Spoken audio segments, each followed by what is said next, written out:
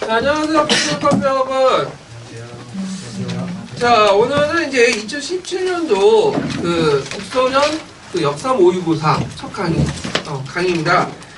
제가 이제 그 예전처럼 총 12회에 거쳐가지고 이제 시작을 할 거거든요. 그래서 매주마다 2문제씩 해서 이렇게 그 풀어볼 텐데, 여기 이제 보시면 알겠지만 이제 기출 형식은 그 작년 걸 기준으로 했어요.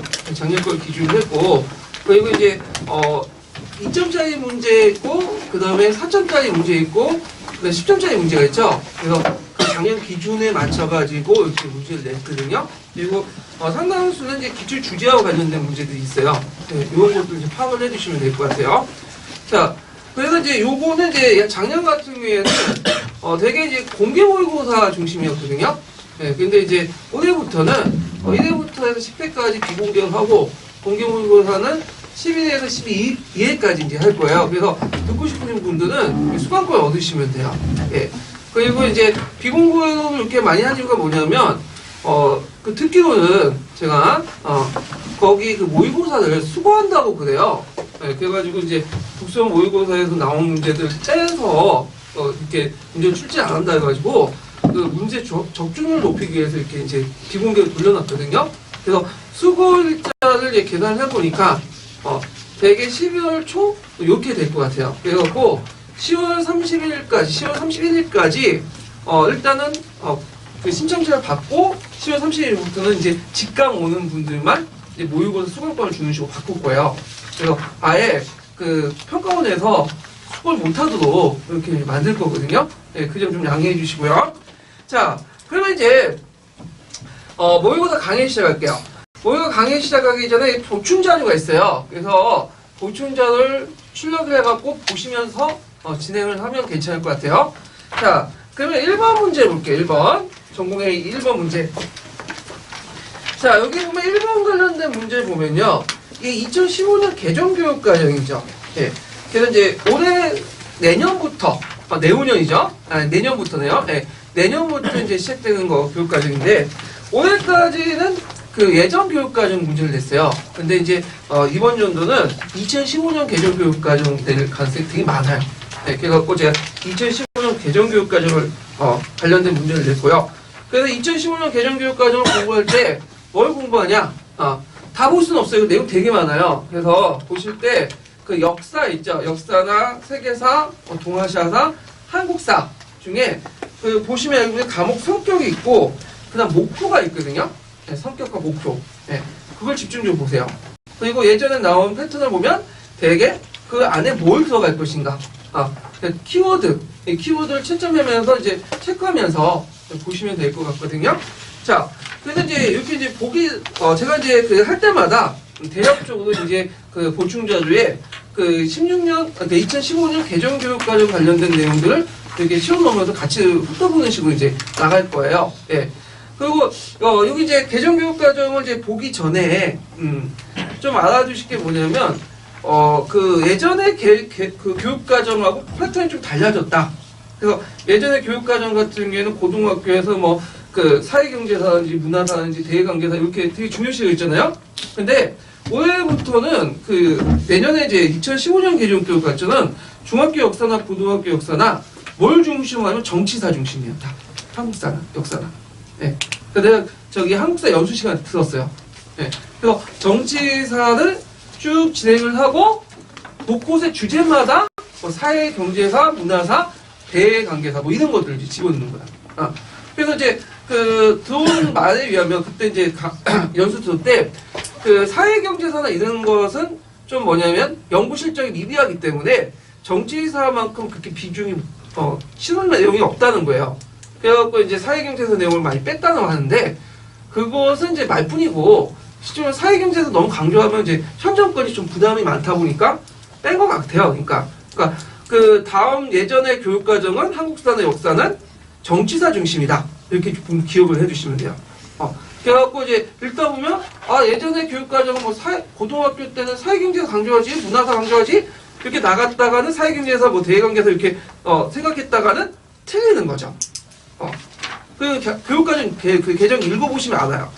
그 다음에 세계사 부분도 이제 많이 패턴이 바뀌어졌는데, 그 예전 교회종 교육 과정에는 되게 기타사, 일단 이제 그 중국사 중심이나 뭐 서양 중심사에서 벗어나서 기타사를 되게 강조했잖아요. 그래서 이제 교과서 보면 뭐 오세아니아사, 그런 것들 되게 많이 냈잖아요. 아프리카사, 예. 그래서 듣보잡 같은, 근데 이제 거기 그 장학관 말도 보면 요번에 그 들어온 그 세계사 교과서는 내용이 뭐냐면 우리가 예전에 했던 거 있죠. 서양과 중국사 중심에 그거 다시 들어왔어요. 왜냐면 여기 너무 강조하다 보니까 내용이 너무 많고 그게 너무 우리와 관련된 역사가 아니기 때문에 볼 필요성이 없다는 그런 항의를 받고 종전의 그런 잡사들, 우리가 듣보잡 잡사들은 다 떼버리고 예전으로 다시 돌아왔다. 그래서 이제 그와 관련돼 갖고 뭐 이제 예전에는 뭐 오리엔탈리즘이니 뭐 지구사관이니 하면 갈색책 나온 거 있죠. 그런 것들 입록책에 나와 있는 그 문제가 나올 가능성이 확 줄어들었다는 거죠. 예. 그래서 공부하실 때도 예전에는 뭐 오리엔탈리즘이라든지 뭐 그 지구사 뭐 이렇게 뭐 그 간지역적 접근 방법 이런 것들을 되게 강조했는데 이런 것들보다는 이제는 주제 중심 그 다음에 서양 중국사 이렇게 다시 돌아왔다. 패턴을 좀 기억을 해두세요. 그래서 역경 공부할 때도 이런 부분들은 좀 약간 뒤를 제껴둔 채 좀 다른 걸 공부해 주시는 게 좋을 것 같아요. 패턴이 그러니까. 자, 그러면 1번 문제는 이제 풀어보기 전에 요거 이제 풀면서 이게 뭐야 하시는 분도 있을 거죠. 예. 그래갖고 그 15년 개정교육과정 그 역사 과목 성격 부분 있죠. 예. 요 부분을 한번 보고 나서 이 문제를 풀어볼게요. 예. 자, 그러면 이제 제가 이제 진행을 할 때 이제 어떤 식으로 진행을 하냐면요. 일단은 쭉 제가 읽고 나서 중요한 부분만 짚어드릴게요. 키워드 같이. 그러니까 이때 키워드라는 것은 제가 생각하는 키워드예요. 예. 아직까지는 이제 기출문제가 없으니까 데이터가 없잖아요. 그래서 그런 식으로 진행을 할 테니까 여러분 읽다가 이것도 중요하겠다. 키워드가 나올 수 있는 키워드다. 그러면 요것도 파악을 같이 해주시는 게 좋을 것 같아요. 그래서 키워드 암기 중심으로 공부를 해주시는 게 좋을 것 같다. 이렇게 이제 보시면 되겠죠. 자, 일단은 공부하면서 이게 문제 풀면서 이게 뭐야 하고 하시는 분들 되게 많으실 거예요. 익숙하지 못하니까. 그러면 일단은 이제 안 쓰더라도 이게 꼭 한 문제 나오긴 나오니까 목표는 각자 읽어보시고 그 성격 부분만 한번 읽고 그 다음에 제가 이제 얘기를 해드릴게요. 역사 과목 성격. 역사는 과거에 있었던 인류의 다양한 삶과 문화를 이해하고 현재 생활과 앞으로 전망되는 미래 생활을 과거 생활과 연관지어 살펴봄으로써 인간과 인간의 삶에 대한 풍요로운 이해력과 통찰력을 키우는 과목이다. 이 과목은 과거와 현재 우리나라와 세계를 연관시켜 체계적이고 전반적으로 이해할 수 있도록 내용을 구성한다. 또한 평면적이고 단편적인 사건의 나열에서 벗어나 우리나라와 세계를 각각 독립된 공간으로 파악하지 않고 복합적이고 상호 연관적인 역사 이해를 추구한다. 중학교 과정에서는 초등학교에서 학습한 한국사에 대한 기초적 이해를 바탕으로 과거와 현재, 우리나라와 세계의 역사를 서로 연관시켜 체계적으로 이해할 수 있는 기본 능력을 갖추는 데 주안점을 둔다. 시대별 학습 내용은 한국사와 세계사의 주요 주제를 중심으로 구성하며 학습자가 한국 역사의 주요 사실을 이해하고 우리나라와 세계가 직간접적으로 영향을 주고받으며 발전해왔던 사실을 이해할 수 있도록 하는 것이다. 이를 위해 선사시대부터 18세기까지의 역사를 한국사의 정치적 흐름을 중심으로 유사한 시기의 지역 세계 상황과 함께 구성하였다. 이어서 18세기까지 유럽과 아메리카의 역사를 서술하고 19세기 이후 현대의 세계의 발전을 학습하도록 내용을 구성하였다. 역사 과목은 역사 사실 이해, 역사 자료 분석하에서 역사 정보 활용 및 의사소통, 역사적 판단력과 문제해결 능력, 과 상호 존중을 중요한 역량으로 삼고 있다. 역사 사실 이해는 과거의 사건, 인물, 구조, 변화 등에 대한 지식을 습득하고 중요한 역사 용어나 개념을 이해하는 능력을 의미한다. 역사 자료 분석과 해석은 역사 자료를 읽고 이를 비판적으로 검토하여 역사 지식을 구성하는 능력을 의미한다. 역사 정보 활용 및 의사소통은 다양한 매체를 통해 얻은 역사 정보를 분석, 토론, 종합 평가하는 능력을 의미한다. 역사적 판단력과 문제해결 능력은 과거 사례에 비추어 오늘날의 문제를 해결하는 능력을 의미한다. 정체성과 상호 존중은 우리 역사와 세계 역사에 대한 이해를 바탕으로 우리의 관점에서 오늘날 요구되는 역사의식을 함양하고 타인을 이해하고 존중하는 태도를 갖는 능력을 의미한다.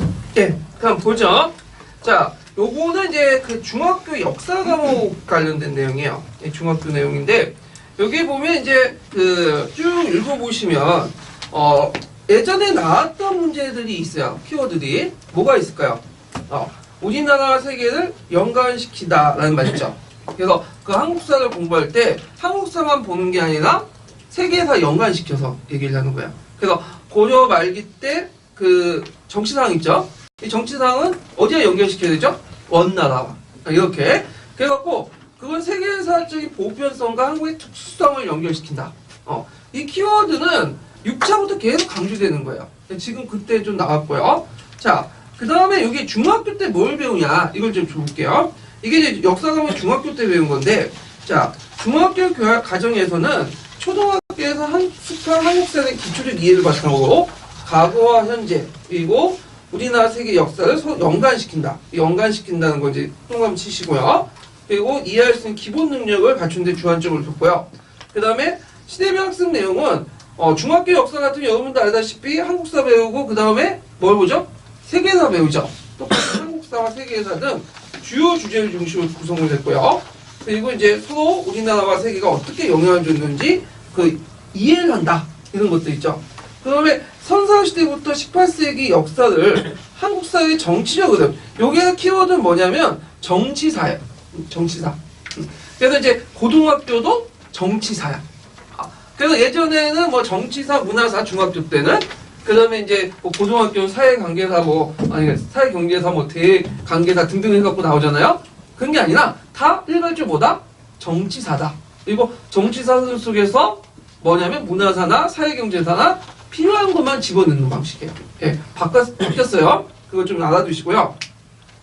자, 하여튼 이런 그런 것도 있고 그 다음에 이제 18세기까지 역사를 한국사의 정치적 흐름을 중심으로 유사한 시기의 지역세계와 함께 구성이 된다. 자, 그러면 여기에서 이렇게 좀 보시면 되고요. 그 다음에 18세기까지 유럽과 아메리카 역사를 소수하고 19세기 이후에 현대사회 발전을 학습하는 내용으로 구성됐고요.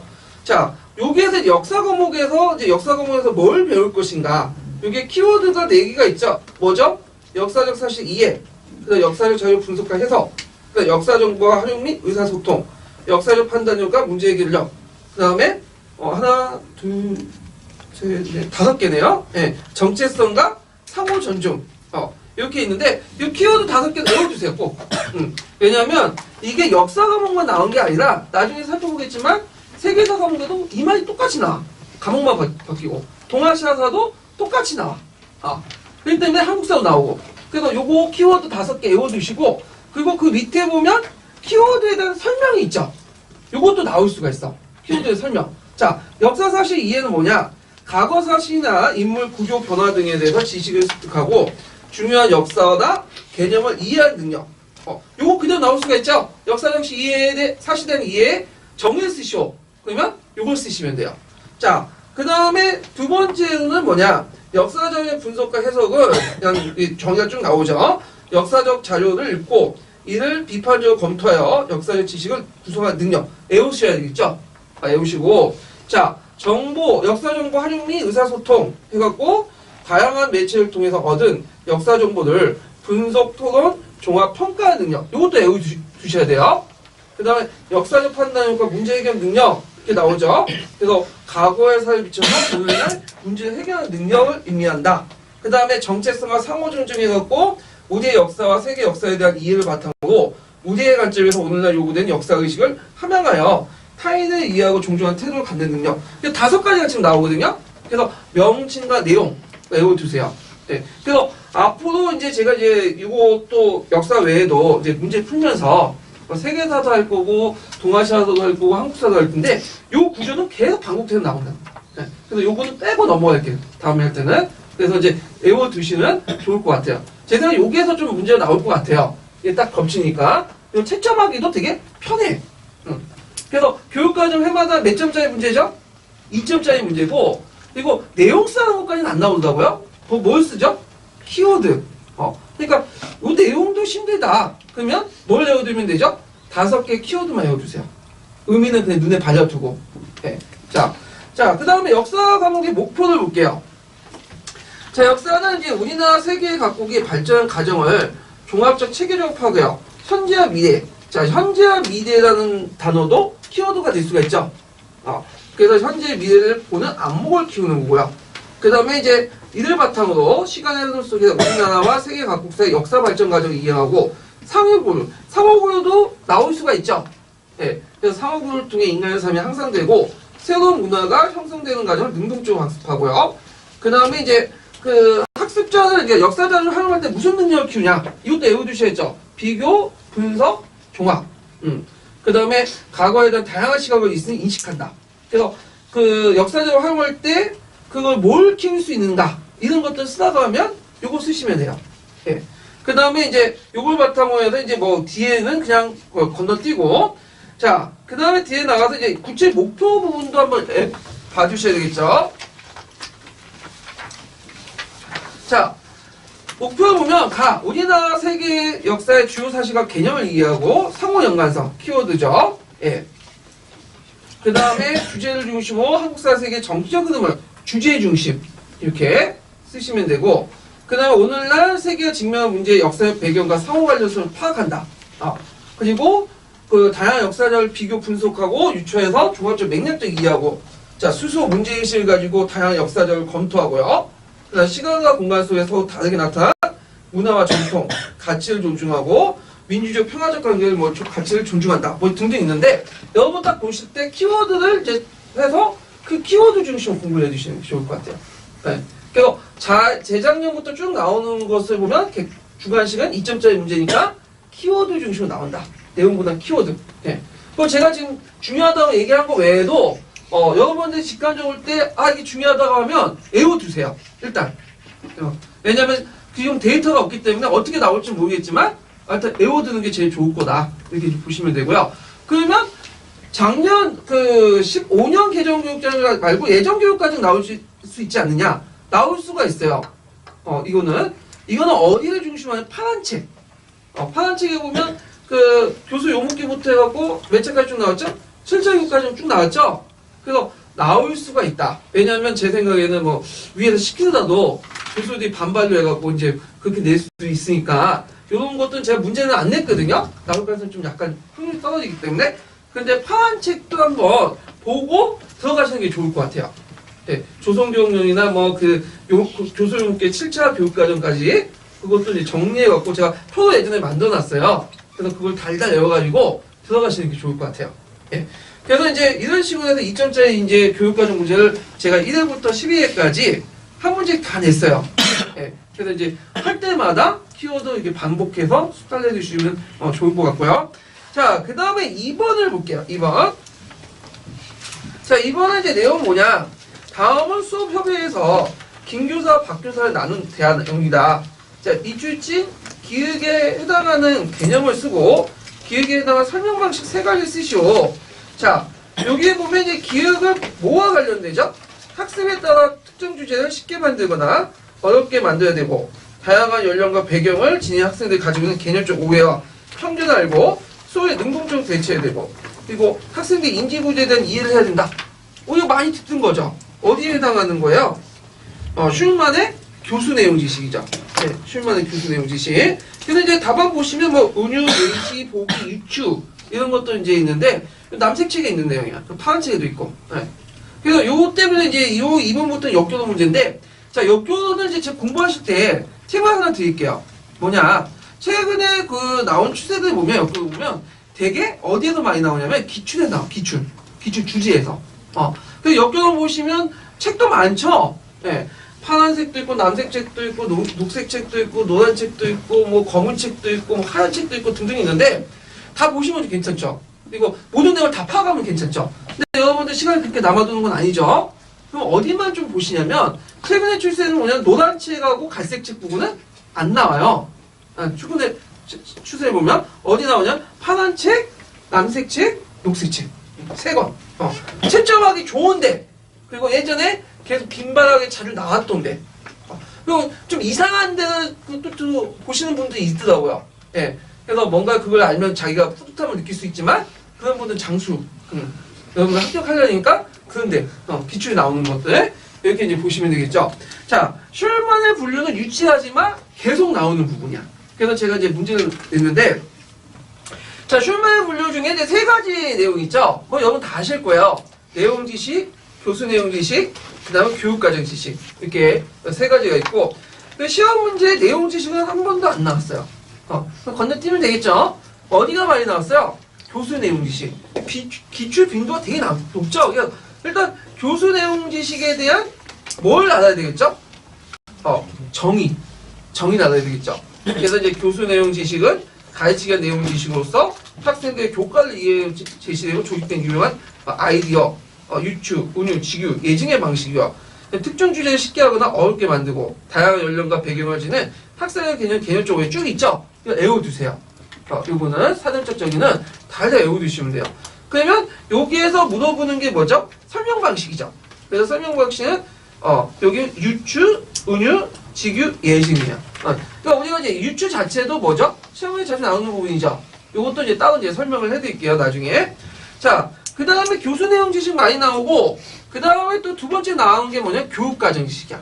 예. 그 교육과정 지식은 제가 이제 제 기억으로는 한 두 번 정도 나온 것 같은데, 교육과정 지식도 외워두세요. 정의들. 그래서 대표적인 교육과정 지식 뭐예요? 이거 7차 교육과정이, 6차 교육과정 다 여기에 속하는 거죠. 자, 일정한 단계나 어떤 주제를 교과를 가르치기 위해서 그런데 1년의 프로그램과 관련된 교육과정 자료를 이용할 수 있는 지식, 그리고 다른 교과나 다른 학년의 주제를 연관시켜 가르칠 수 있는 능력. 그래서 그 노란책의 예문에 어떻게 나왔냐면 그 라티푼디움을 이제 대농장을 설명하려고 해요. 근데 그 중학교 1학년 때 배운 라티푼디움 가지고 설명하려고 했는데 그게 안 됐죠. 예. 그래서 이런 것들 좀 같이 연관시켜서 이제 보시면 되겠죠. 그래서 어디에 어떻게 배우는지, 얘들 수준을 먹는지 이런 것들 이런 것들 기억을 좀 해주시면 되고요. 그 다음에 신인교사와 병력군의 차이점 이것도 뭐 외워두세요. 예전에 한번 기출에 나왔던 거거든요. 예. 그럼 기출에 나왔으니까 안 나오겠지? 아니죠. 역교로는 기출에 나왔던 게 계속 나와요. 계속. 그래서 역교로는 처음에 들어볼 때는 되게 힘든데 한국사, 세계사보다 쉽게 공부할 수 있는 게 뭐냐면 일단 개념만 딱 파악을 해두면 매일 나왔던 것들이 나오니까 맨날 이것만 외워두면 돼요. 상당히 이제 뭐냐면 공부하기 편한데요. 여기가. 자, 그 다음에 뒤에 넘어가서 3번을 볼게요. 3번.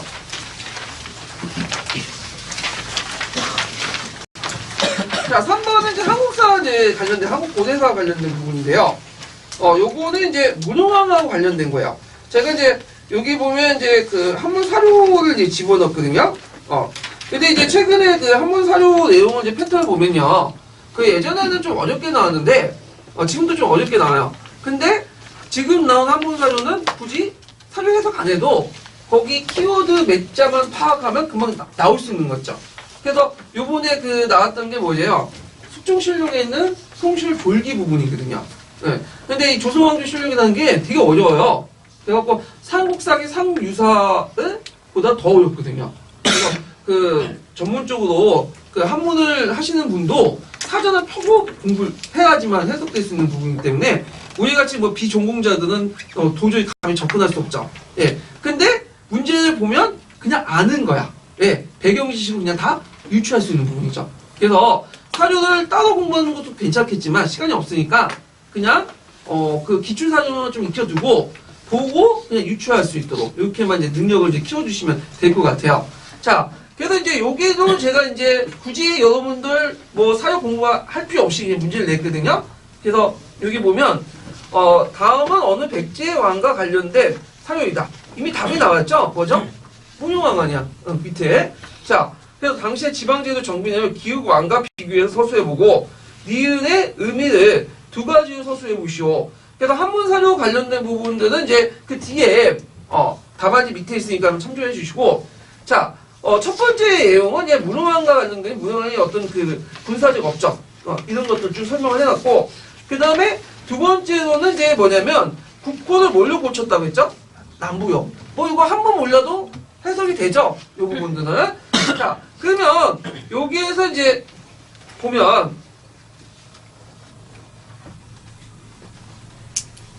보면요. 아이고.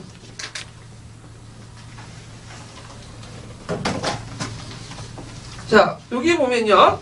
기획은 그 당시 이제 그 지방제도 정비 내용이죠. 지방제도인데 그걸 뭐와 관련돼 갖고 비교해서 설명하겠죠? 그 기획왕과 비교 그 지방제 정비 내용을 기획왕과 비교해서 그 뭐냐면 설명하려고 했는데 제가 잘못했네. 거기 내용이 그 성황과 관련된 내용이에요. 성황. 예, 제가 이제 그 말을 잘못했는데 요 첫 번째 왕은 문흥왕이고 두 번째는 성황인 거죠. 예, 제가 착각을 했어요. 잠깐. 자, 거기에 보면 이제 그 문흥왕인데 그 문흥왕이 관련된 내용인데 그 첫 번째 문장은 문흥왕의 뭐죠? 아들이죠. 그러니까 뭐와 관련된 성황이죠. 그러니까 성황의 업적들을 제가 전문한 거고 여기 문흥왕이라는 걸 잘못만 한 거예요. 제가요. 네, 착각했는데 자, 그러면 문흥왕은 그 어떻게 지방제도를 정비했죠? 22담론을 파견했죠. 그래서 그 22담론을 설치하고 왕족들을 파견 통치했다. 이렇게 내용을 쓰시면 되겠죠. 담론제도라는 것은 그 문흥왕 때 처음 만든 건 아니에요. 이미 항상 백제 시대부터 있었던 거야. 근데 이제 그걸 체계화시킨 사람이 누구냐면 그 문흥왕이죠. 근데 이제 성왕은 이 담론제도의 우리나라 그 백제 고유한 제도고요. 성왕은 중국식 제도를 받아들였죠. 중국식 9년 제도. 그래서 거기에 이제 오방 제도를 설치했다. 이런 내용들 보시면 되고 선왕인데 이제 성왕이 그 부요라는 그 꼴을 그 고쳤죠. 백제를 부요 이제 남부로 고쳤는데 그 의미가 뭘까요? 고구려와의 어떤 경쟁 관계 속에서 고조와 함께 경쟁을 할 때 자기가 더 부유의 정통이다. 이런 것들 내세우기 위한 거죠. 그러면 그 당시의 역사의식의 특징은 뭐냐면 우리가 보통 이제 고조선 의식이죠. 우리는 고조선의 어떤 그 단군조선 강조하잖아요. 근데 단군조선을 강조하는 역사의식은 그때는 없었어요. 이때는 없고 언제 생긴 거죠? 원나 친일받고 나서 형성이 된 거죠. 삼화일동이 해체되면서. 근데 이제 그때는 부요 계승의식. 그래서 우리가 부유의 후손이라는 걸 되게 강조해요. 특히 고구려 백제는 어디에 갈려져 나왔어요?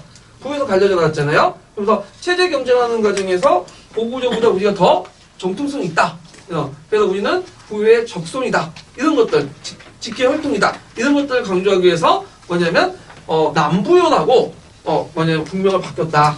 근데 이것도 잠시뿐이고 다시 뭘로 돌아왔죠? 백제로 돌아왔어요. 그래서 성황 때 그 남부요 관련된 내용들이 있다는 걸 좀 기억을 해두시면 될 것 같아요.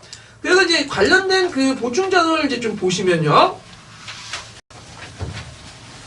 자, 그 문흥왕의 업적들이 쭉 나와있죠. 그 자기 아버지, 성왕의 아버지 문흥왕 때 업적들이 있는데 거기 22담로 설치했다. 그리고 문흥왕 때도 알 것은 뭐냐면 그 양직공도 있죠. 이 양직공도도 시험문이 많이 나오니까 좀 기억을 해두세요. 그 다음에 성왕 때 이제 업적 관련된 부분에 보면 이제 성왕이 수도를 어디로 옮겼죠? 사비로 옮겼죠, 옹진에서. 그래서 사비 시대가 되면서 그 다음에 이제 종전에 그 담노제를 해체하고 백제 고유의 그 지방제도 담노제를 해체하고 뭘로 넘어갔다? 군현제로 넘어갔다. 중국식 제도를 받아들여서. 그래서 오방, 군, 성 이렇게 해서 방에는 방령을 설치하고 군에는 그 군장을 설치하고 등등의 내용이 있어요. 그래서 성왕 때와 문흥왕 때의 어떤 지방제도의 어떤 재편 내용이 달라졌다. 이렇게 비교를 해보시는 것도 좋을 것 같아요. 그래서 예전에 13년 기출문제에 문흥왕, 성왕에 관련된 업적 부분이 좀 나왔죠? 객관식 기출문제 때. 예. 그래서 이제 나올 가능성이 좀 있다라는 거죠. 자, 그 다음에 4번을 볼게요, 4번. 자, 가해등을 말 쓰고 그리고 가제도가 시행이 어려워지자 실시한 제도를 말해보시오. 이렇게 있는데 자, 여기에 보면 이제 그 근래 와서 모두 사족이란 자는 모두 심포를 바치지 않고 그 모자는 액수를 평리에 부과하여 보충하고 있다. 대원군 액수를 수정하고자 뭐에 들어가죠, 이게? 여기? 네. 여기 동포제죠? 동포제. 이게 잘못 쓰면 뭘 쓸 수 있죠? 호포제를 쓸 수 있어요. 호포제.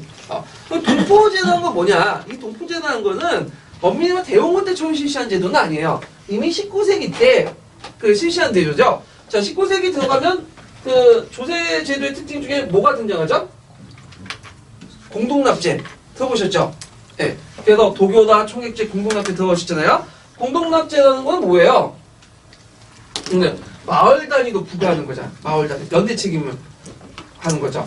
그래서 이제 그 당시 유민들이 발생하고 막 이동성이 강하니까 국가는 이제 세금을 확실히 걷기 위해서 마을 단위로 세금을 부과해요. 마찬가지로 군포도 마을 단위로 부과를 하죠. 물론 이게 법제화된 건 아니에요. 간행적으로. 그래서 마을 단위로 부과한 것이 뭐냐? 군역제도에서 뭐죠? 동포제요. 예. 그러다 보니까 양반들도 마을에 하나 묵고 있으니까 어떻게 돼요? 같이 내겠죠. 그래서 이 동포제는 양반들 세금을 내는 거야. 그래서 대원군 때 이것을 간행적으로 행해졌던 걸 뭐죠? 공식화시킨 거야. 공식화. 근데 이게 이제 공식화시키다 보니까 너무 반발이 많은 거야. 너무 반발이 많으니까 한 발 물러나가지고 뭐죠? 호포제를 실시했죠. 호포제. 호포제. 그래서 동포제에서 호포제를 실시했다. 이게 어디 나왔냐면 천재교육 교과서에 나와 있는 거예요. 교과서. 이거 좀 기억을 해주시면 될 것 같아요. 그래서 동포제가 아마 내용을 쓰시오 이렇게 했을 거예요. 제가 좀 하다가 했는데 내용을 쓰시오. 동포제와 그 동포제 내용을 쓰시면 돼요. 예, 그걸 제가 문제를 예전에 2점짜리 문제인데 2점짜리 2개를 물어보잖아요. 그래서 이제 처음 만들 때는 3, 4개 만들었어. 2점짜리 문제. 그래갖고 잘못해서 다시 수정을 했거든요. 그래서 그 전에 이제 수정되지 않았던 예전 문제는 그 밑에 또 첨부해놨어요. 근데 제가 프린트할 때 요걸 뽑았어. 예전 수정하지 않았던 문제들 뽑아갖고 약간 이제 말을 할 때 좀 잘못됐는데 자, 하여튼 가와에 들어간 말을 쓰고 가해제도의 내용을 서술하시오. 네, 요거 꼭 기억을 해주시면 돼요. 요 2점짜리 문제 특징은 문제 2개 물어보면 하나는 뭐죠? 답답형. 하나는 또 뭐죠? 서술형. 내용 물어보는 거. 이건 패턴이 되죠? 자, 그 다음에 5번을 볼게요. 5번.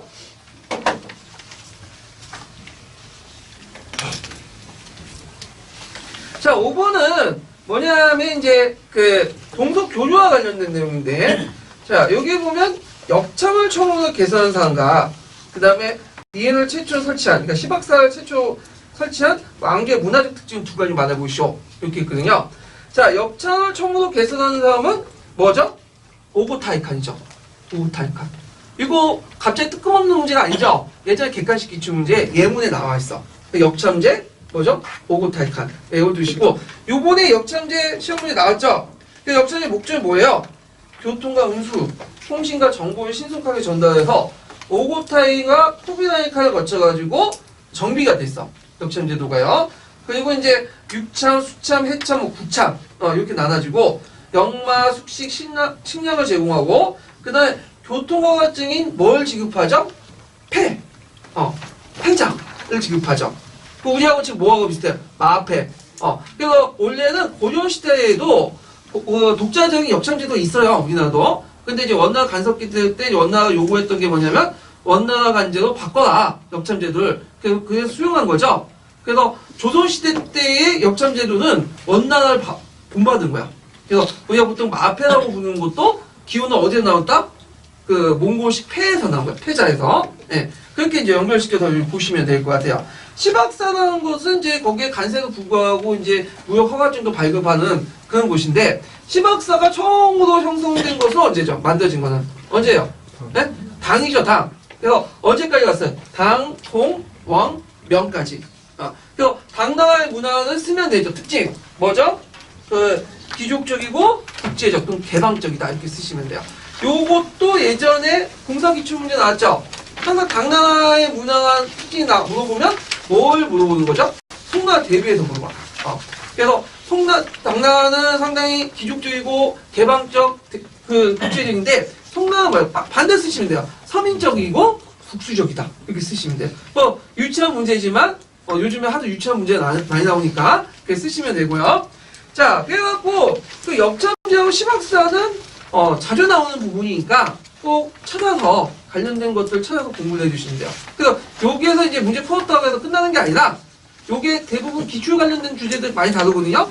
꼭 우리가 보는 개론서나 교과서에서 내용을 추출해서 다시 한번 또 확인하는 그런 시간을 갖는 게 여러분들이 학습률을 높일 수 있는 방법이라고 생각을 해요. 네.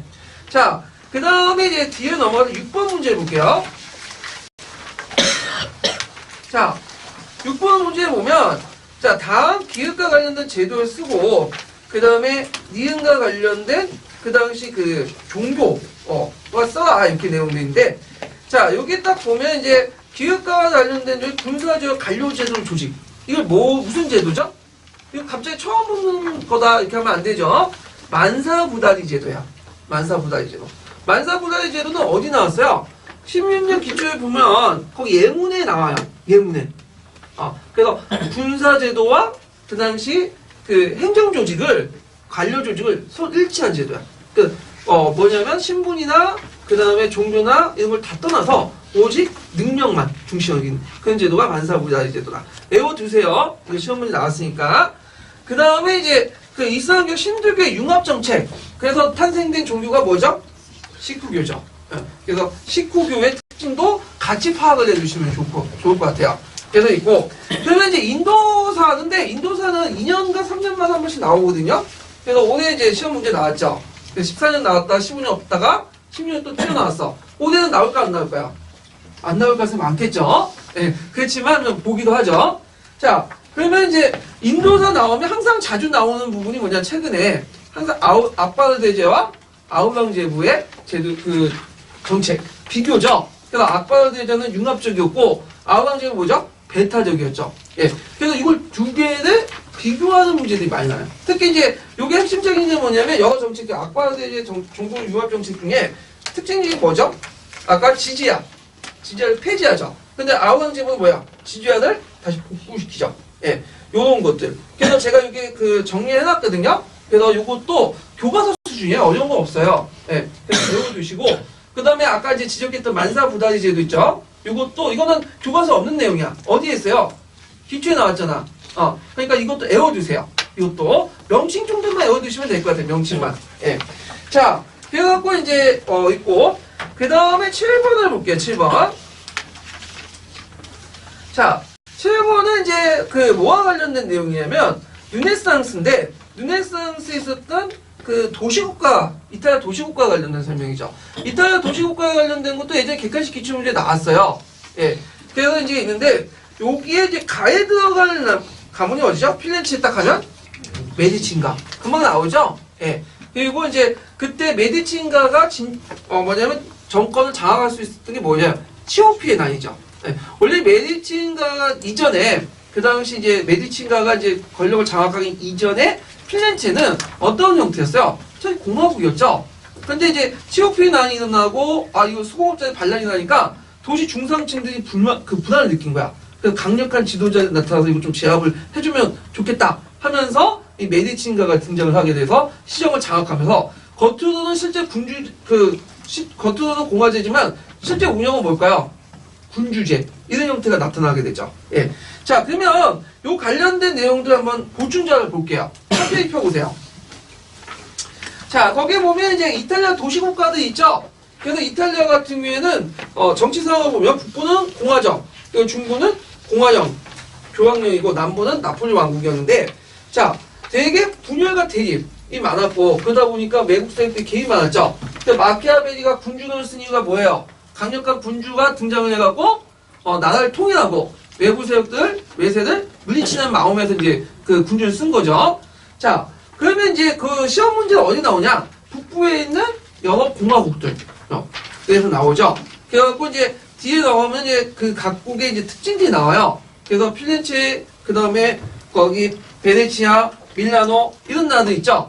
뭐 여러 국가 중에 다 알 필요 없고, 필렌체하고 베네치아, 밀라노, 세 개 국가만 아시면 돼요. 특히 예전에 또 시험 문제 나왔던 게, 필렌체도 나올 수 있지만, 베네치아도 나왔죠.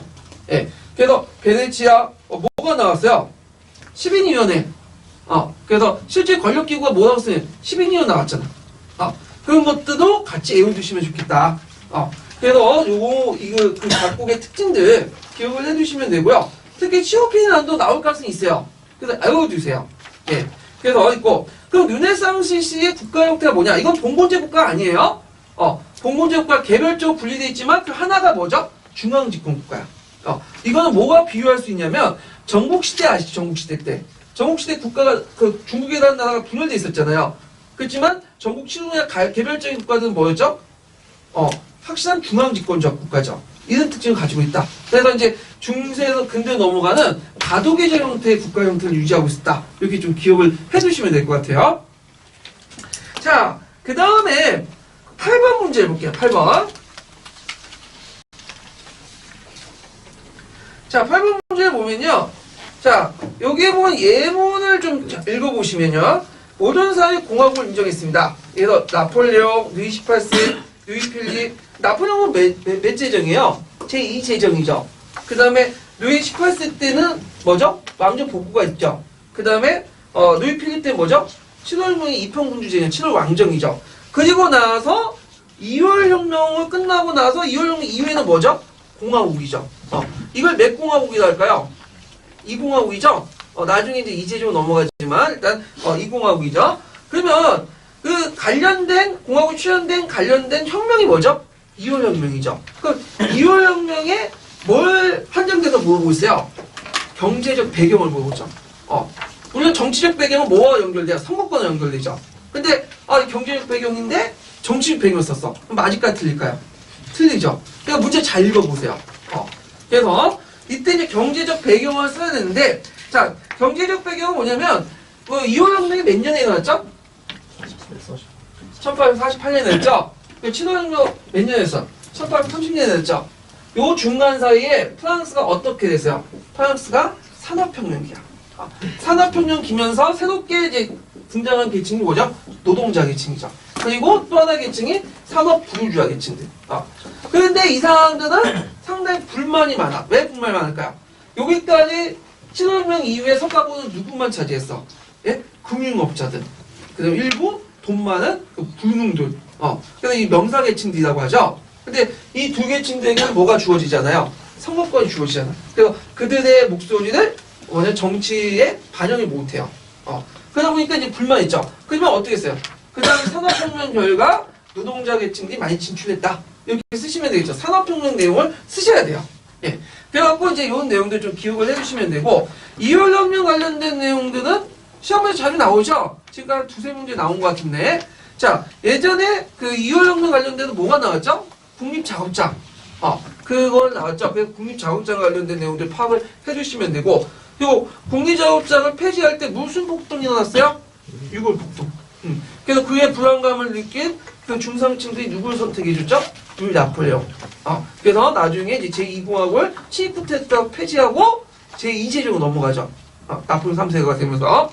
그 다음에 그 2월혁명의 특징은 7월혁명은 자유주의 혁명이지만 2월혁명은 거기에 자유주의자뿐만 아니라 누가 했죠? 노동자, 사회주의자들. 그래서 사회주의적인 어떤 특징을 가지고 있고요. 그 다음에 7월혁명보다 더 영향이 크죠? 그래서 2월혁명 영향력 교과서 수준만 애워두셔야 돼요. 그래서 이탈리아 같은 경우에는 그 당시 청년 이탈리아 마치니, 그 다음에 이제 독일 같은 경우에는 프로이센에 무슨 혁명이 일어났죠? 3월혁명. 그래갖고 이 3월혁명을 바탕으로 해갖고 이제 프랑크푸르트 국회가 국민회의가 이제 형성이 되고 이때 헌법도 통과되고 그러잖아요. 그 다음에 오스트리아에서 뭐가 일어났죠? 또 3월혁명. 그래서 누가 쫓겨나요? 메테르니. 그래서 빈체제가 붕괴되죠. 이런 내용들.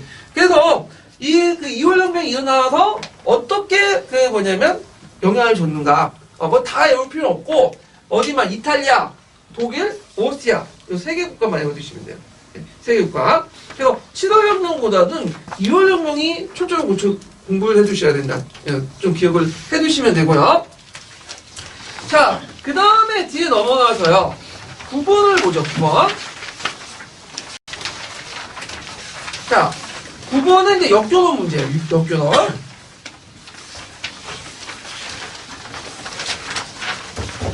자, 다음 김교사 이교사는 조선후기 시작의 주제로 개념학습을 진행하고 있다. 자, 김교사 밑줄친 기획과 이해의 개념의 어떤 부분을 강조하고 있는지를 각각 말해보시오. 그리고 이 교사가 수업을 내용을 참고로 개념의 특징을 한 가지만 서술해보고 이 교사의 수업의 유의점이 무엇인지 지적해보시오. 그렇게 이제 김교사인데 시작을 지금 두 개로 이렇게 있죠. 하나는 뭐냐? 자, 조선후기 때 현실 속에서 성리학적 학문체계와 사회방식 극복학의 내재적 발전을 위해서 사회개혁을 하는 그 사회개혁 사상입니다. 못하네요. 사회개혁 사상입니다. 좀 하시고. 그러면 요거는 개념 한방성 나온 게 뭐예요? 속성과 사대죠. 그래서 내포적 정의는 어디를 지금 언급하고 있죠? 속성을 관련된 내용이죠. 속성. 예. 그래서 속성과 사대는 꼭 기억을 해주시면 되는데 제가 지금 좀 허를 찔렸어요. 보통 그 다음에 나오면 뭐겠어요? 외연적인 사례가 나오죠. 근데 그게 아니라 구조야. 그래서 이제 개념학습 보면 속성과 사례가 나오지만 또 속성과 또 어디에 나오죠? 구조가 나오죠. 그러면 구조가 뭐냐? 이 구조라는 개념을 이제 살펴보면 구조라는 것은 눈에 보이는 거와 눈에 보이지 않는 것들을 같이 플러스 시키는 거야. 그러면 여기에서 눈에 보이는 것은 뭐죠? 우리가 이제 사료 속에서 파악할 수 있는 거. 유영호, 정양호, 홍대영, 유승호, 박재학, 박지훈 팩트 아니에요? 이거는 눈에 보이는 거죠. 사실로서 파악할 수 있는 거죠. 그러면 눈에 보이지 않고 우리가 간접적 부여된 건 뭐죠? 중상주의, 중농주의. 이건 그때 당시 사람들이 생각한 게 아니라 우리가 사료를 봤을 때 뭐죠? 부여된 간접 틀이죠. 눈에 보이지 않는 거죠. 그래서 눈에 보이지 않는 거와 눈에 보이는 그 두 개를 합쳐놓으면 뭐라고 한다? 구조다. 그래서 우리가 사례도 파악하지만 구조도 같이 파악하는 거예요. 개념학습 부분 나와요. 예. 그래서 이제 보통 이제 시험 문제 나올 때는 속성과 사례 이렇게 나오고요. 속성과 사례와 관련된 예문도 있죠. 뭐 정보광조, 시민혁명 그 예문 있잖아요. 그 예문도 외워두세요. 예. 그래서 나올 수가 있으니까 좀 기억을 해두시면 된다. 그러면 자, 이 교사가 이제 수업의 내용을 참고로 개념의 특징 한 가지 서술해 보시오. 이렇게 있는데, 자, 요거 이제 뭐라고 쓰셔야 될까요? 자, 요거는 이제 그 하나의 개념에 포함될 수 있는 역사 사건들 또한 사람들에 따라 다르게 제시할 수 있다. 그래서 이제 요 내용들 쓰시면 돼요. 예. 그래갖고 이제 그 뭐냐면 정양홍이라는 사람 있죠? 우리가 정양홍은 뭘로 파악하고 있죠? 중동, 중상, 중동주의자죠. 근데 이 사람 특징이 뭐냐면 중농주의자지만 이게 이제 중농주의지만 실제 그 내용들 보면 중상주의자들이 주장한 내용들 그대로 받아들였어.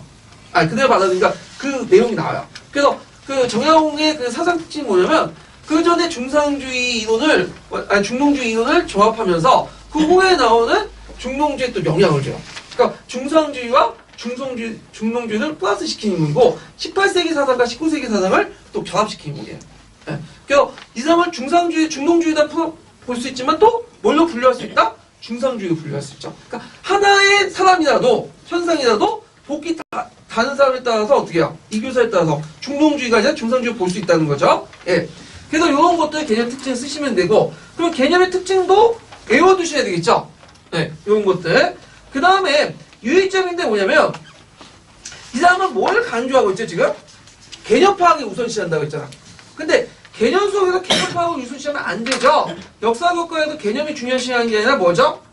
사실이 중요하죠. 그래서 개념의 역사적 사학을 파악하기 위한 하나의 수단일 뿐이죠. 그 유의점 쓰시면 돼요. 유의점 관련된 개념학습 유의점 관련된 부분들 예전에 시험 문제 나왔죠. 그 역사학에 사용할 개념이라는 것은 명확하지 못하잖아요. 그리고 또 여기에도 또 볼 게 뭐냐면 보통 우리가 이제 개념학습 딱 하면 유의점을 파악하고 총괄학습만 보면 뭐죠? 유의점을 파악하고 그렇죠? 탐구학습 뭐죠? 유의점, 문제점 이렇게 하잖아요. 근데 요런 팩터는 이제 뭐냐면 분리형이야. 우리가 이제 역사교과하고 사회교과 분리형이다 시전에는 그게 통했어. 근데 최근에 통합형을 강조되면서 뭘 강조하죠? 융합형. 융합형의 특징은 역사와 사회를 융합을 시키잖아요. 그러니까 요 개념학습도 외우실 때 부정적인 게 아니라 뭐죠? 긍정적인 것도 같이 외워두셔야 돼요. 최근 추세가 그래. 융합 쪽으로 나가기 때문에. 그래서 이게 패턴이 좀 바뀌었다. 그래서 융합도 나오기 때문에 융합적인 것도 나올 때 긍정도 같이 외워두셔라. 네, 이렇게 이제 보시면 되겠죠. 자, 그래서 이제 제가 보충 자료에 그 개념의 효율성을 적어놨고, 그 다음에 개념의 장점과 단점이 있어요. 그래서 모두 외워두시라고 했죠? 장점도 외워두셔야 했죠? 그래갖고 각 시대와 사회 구조 및 성격 사회운동 요인이 설명이 가능하고, 사회과학 개념부는 역사학의 전이도 가능하고 역사학습으로 현재 이해도 가능한 외워 쓰세요. 나올 수가 있어요. 네. 자, 그래서 이렇게 있다는 걸 좀 기억을 해두시고요. 자, 10번 문제를 볼게요. 10번 문제. 자, 10번 문제는 이제 뭐냐면 이거는 이제 뭐와 관련된 거냐면 대근관계. 금나라 고려시대 때 그래갖고 12세기 때 걸무바 설치 부분하고 그 다음에 여진정벌 그 다음에 나중에 여진하고 또 이제 등장하니까 사대관계 있죠. 요거 관련된 내용인데 요것도 대근관계 관련된 부분도 시험 문제 또 나오죠. 예전에 주관식 때 좀 나왔던 부분인데 자, 가해 출정 배경을 여진의 동양 측면에서 서술해보고 그리고 보고, 그 다음에 기획의 서술해보고, 기획의 군대들 구성을 말하시오. 그리고 니은에 반영된 사대관 내용을 써보고, 그 당시 금일 사대 요구에 수용한 정책 이유를 수용하시오. 제시해보시오. 이렇게 있는데, 일단은 배경이 뭘까요? 그 당시 만주 하얼빈 지역에서 일어났던 마엠부가 세력을 확장시켜가지고, 어디까지요? 저기 한반도 북부 지역까지 세력 확대돼요. 그래서 보통 이제 예전에 보면 여진족이 따로 있었어요. 토착 여진족들이. 근데 이들을 모아내고 마엠부가 계속 하얼빈에서 계속 남쪽으로 내려오면서 우리나라를 침범해 온 거야, 고려를. 그래서 예전에는 이제 여진족들에게 무슨 정책을 했죠? 비밀 정책 아시죠? 네. 그래갖고 이제 책찍하고 당근을 주면서 정책을 관리했는데 얘네들은 그래도 좀 말 잘 들어. 근데 문제는 예전 여진족이 아니라 새로운 여진족이 등장해. 동쪽 지역에서. 특히 어느 부분에서? 한경도 지역에서.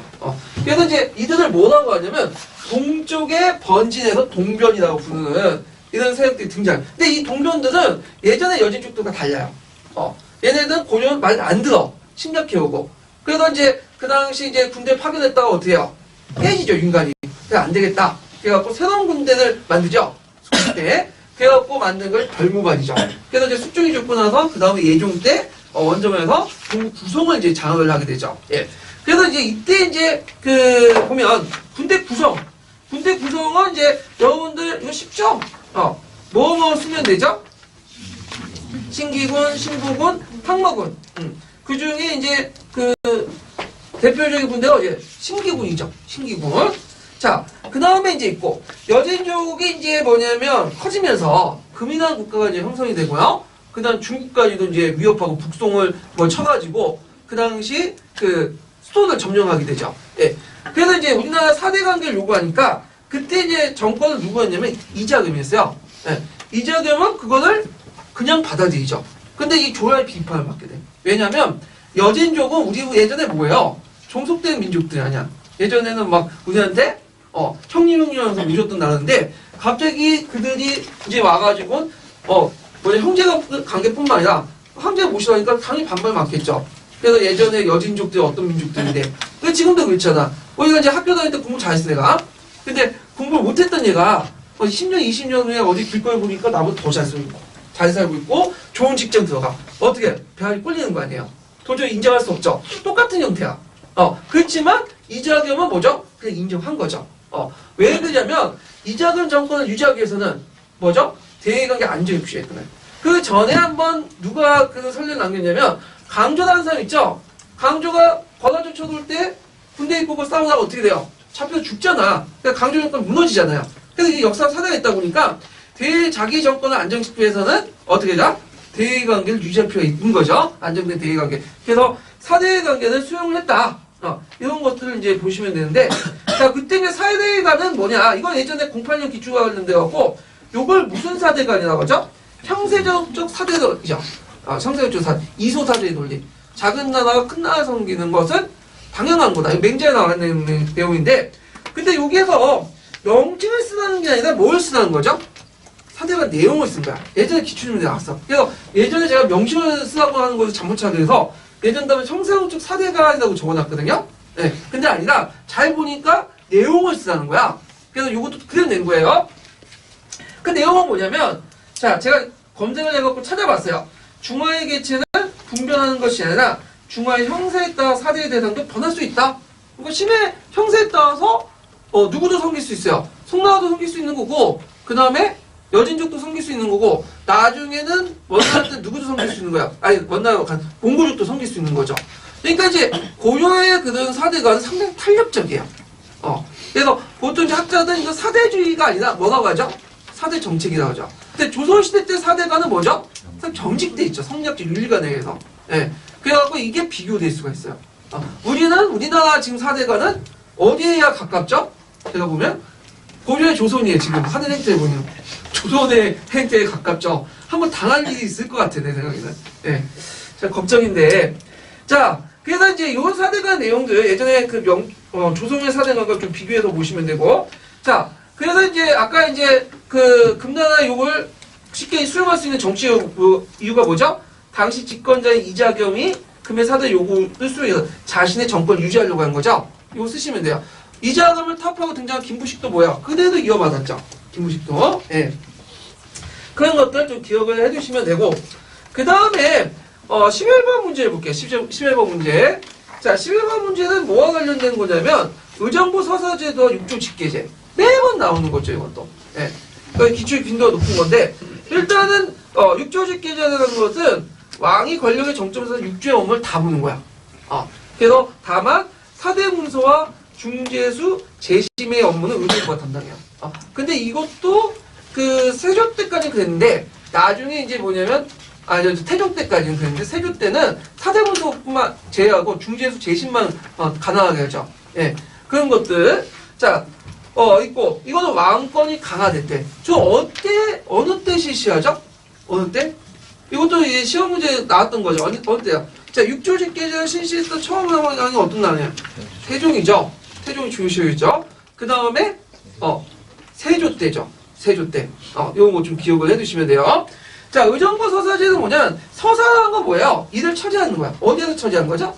의정부에서. 그래서 국정 전반의 거는 누구한테인지 한번 거쳐요. 의정부 정성이 처리한 다음에 그 다음에 그 왕이 최종적 결정한 거야.